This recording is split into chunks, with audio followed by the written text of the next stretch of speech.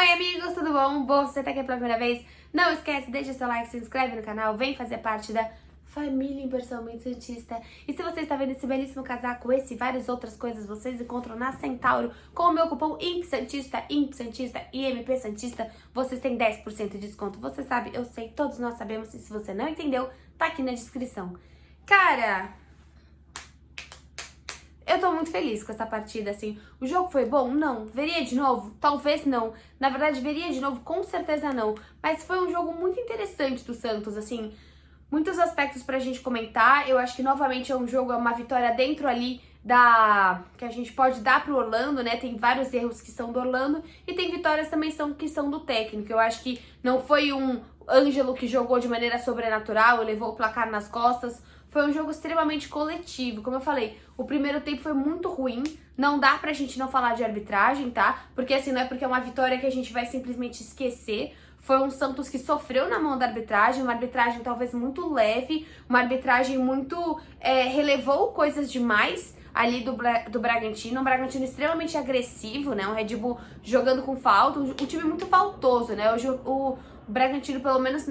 hoje, para essa partida, se tornou um adversário extremamente agressivo, extremamente faltoso, extremamente até mal educado, né? Essa palavra que eu quero utilizar. Mas, cara, eu não gostei do futebol do Bragantino hoje. Eu acho que foi um time que, por exemplo, o Juventude, por mais que a gente tenha feito uma vitória elástica, o Santos jogou bem contra o Juventude não foi um time que agrediu o Santos, não foi um time que, sabe, que passou do limite. Eu achei que o Bragantino, desde o início da partida, foi um time bem irresponsável, tá? Porque a gente não sabe o que vai acontecer com o Marcos Leonardo, também teve a entrada no Madison, tiveram várias faltas, e aí o juiz, de fato, poderia ter expulsado os jogadores, poderia ter pelo menos amarelado ali no lance do Marcos Leonardo. Eu achei uma arbitragem bem omissa para a agressividade do Bragantino de hoje. Eu não sei se o Bragantino tá sendo assim em todas as partidas, mas é um Santos que consegue só a sua terceira vitória fora de casa. Teve o Juventude, teve o Curitiba e agora o Bragantino. Lembrando que o Bragantino é aquele jogo que lá no primeiro turno o Santos abre 2-0, se eu não me engano, com o Léo Batistão e toma o empate, né? Foi muito doído esse jogo, muito doído. Se eu não me engano, a gente ainda tava com o Bustos naquela época. E, cara, eu acho que dá pra ver muito com o Orlando hoje do quanto o Santos errou na contratação do Lisca, que é um cara um pouquinho mais centrado, já consegue fazer coisas muito diferentes. É um cara que ainda pode perder pro Internacional ou perder pro Palmeiras, mas nos jogos mais acessíveis ele faz bons jogos. Hoje, como eu falei, não foi um bom show, uma boa partida de futebol, mas foi um jogo objetivo do Santos. Quando ele conseguiu chegar no gol, ele conseguiu de fato ter ali, ser objetivo. O chute do Camacho não foi um chute de nossa, foi cagado, bateu por 10 pessoas e entrou ali, não foi esse tipo de chute. Foi um chute interessante do Camacho, foi um chute meio que até quase ali de fora da área, uma jogada que parte do Camacho, se eu não me engano ele bate pro Lucas Braga, o Lucas Braga volta essa bola. Então o Camacho, ele é o tipo de jogador que ele é muito importante nesse sentido de compor o elenco. O Camacho é imprescindível? Não é.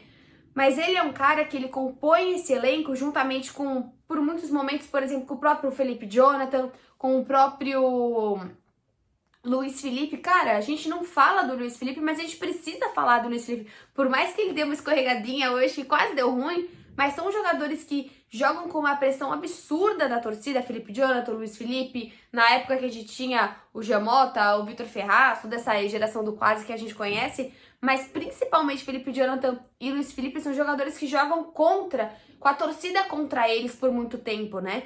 E eu acho que a gente tá vendo partidas bem sólidas do Luiz Felipe. Tem erros que acontecem também, mas a gente viu o Michael cometendo erros, o Bauerman cometendo erros, e até o grande problema do jogo de hoje foi você ter esse cartão pro Bauerman, que não joga contra o Corinthians, uma falta absurda. Mas eu vi um tweet, acho que do Lucas Mussetti, falando que talvez a gente tenha o Maicon podendo jogar contra o Corinthians.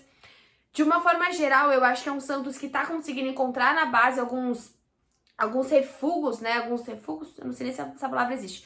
Algumas ressalvas que a gente não estava usando antes, principalmente o Ed Carlos. Acho que a cara do Orlando Ribeiro de inovação é o Ed Carlos. Fiquei muito feliz que o Zanocelo voltou a jogar. Gosto do futebol do Zanocelo. Vou apoiar o Zanocelo. Não faz sentido o Rueda falar em uma semana que a gente vai comprar o cara, na semana seguinte a gente não utiliza mais Zanocelo. É uma coisa se eu não utilizar o Johan Julio, mas, por exemplo, o Angulo eu já fico meio assim. Achei que não foi interessante hoje você não levar nenhum centroavante. Você poderia ter levado seja o Juan, seja o Angulo. O Angulo tem mais gols que o Juan, eu protejo demais a base, mas eu já vi o Angulo ser mais importante do que o Juan. O Juan jogou bem na Sul-Americana, mas o Angulo fez outros jogos interessantes, teve algumas vitórias, se não me engano, até o jogo contra o Curitiba foi um gol dele, essa vitória fora de casa do Santos. A gente precisa ver mais o Angulo. Eu sei que ele não é uma paixão do torcedor santista e que os equatorianos ficaram bem manchados com a gestão Bustos, mas são 400 mil que a gente dá pra esse cara. Seja ele, seja o Julio, vai fazer o que com esses caras? Não dá também pra simplesmente o Orlando pegar o Carabarral e nunca mais colocar. A gente contratou, ele é jogador do Santos, eu quero ver jogar. Então o próprio Luan, né, que ficou até feio nas redes sociais, não sei dizer com certeza se essa foto é desse final de semana, né, apareceu o Luan com 2 moças e daí hoje fala que ele não pode jogar porque ele tá com uma questão na coxa. Cara, são momentos que assim, é aquela coisa, jogador também tem vida, jogador tem outra, ele obviamente é um ser humano, ele sai, ele se diverte, mas tem momentos que algumas coisas saem na mídia, que algumas repercussões acontecem que acabam se tornando negativas. Hoje foi uma vitória, ninguém vai falar do Luan.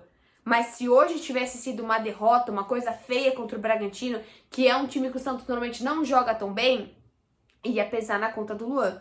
O Luan é um cara importante para esse ano. Não tô falando que, nossa, ele muda partidas, mas ele chegou para ser uma peça diferenciada de toque, de tal. Mas é o que eu já falei aqui no canal várias vezes, Corinthians não é idiota. Corinthians não vai dar pro seu rival um jogador que tá em ótima fase. Luan é trabalho, Luan é processo. Aí vai do Santos querer entrar nesse processo, querer gerar tempo, querer dar energia, querer dar essa cara pro Luan, como fala, você tá esse seu tempo mesmo, né? Você tá destinando algo do seu clube na recuperação de um atleta. Então hoje o Luan, é claro que ele tá nesse momento que ele tem esse momento irregular, mas ele precisa muito mais do Santos do que o Santos dele. Porque o Luan é um cara que ele pode acabar o final do ano, o Corinthians vai tentar emprestar para outro time, mas não vai ser um time do nível do Santos. Vai começar a ser um Náutico, vai começar a ser um Vila Nova, né? Vai começar a ser seja um CRB, vai começar a ser alguns times de portes menores, com expectativas menores, que almejam coisas menores. Então, assim, o Luan precisa também entender que hoje essa via de mão dupla não tá sendo tão mão dupla. Ele precisa mais do Santos, até porque neste momento o Santos está se encaminhando para ficar para essa manutenção na Série A mais tranquila, que é o que a gente pede há muito tempo. Que o Santos não tenha um campeonato como o do ano passado e não tenha um campeonato como os 2 últimos paulistas. Tenha um campeonato em que o Santos consiga, de fato, permanecer na Série A com mais cautela. Santos tem um Corinthians, que é um jogo complicado. Santos tem até um Avaí na Arena Barueri, que dá para fazer um jogo bem bonito, o Avaí do Lisca. Que é assim, o Lisca ele ganha na primeira partida contra o Atlético e depois são 5 derrotas seguidas, que dá pra ver claramente o tipo de técnico destemperado, o tipo de técnico meio maluco, assim, a gestão errou muito. Acho que um dos pontos piores da gestão Rueda hoje, que a gente pode analisar, é a contratação do Lisca.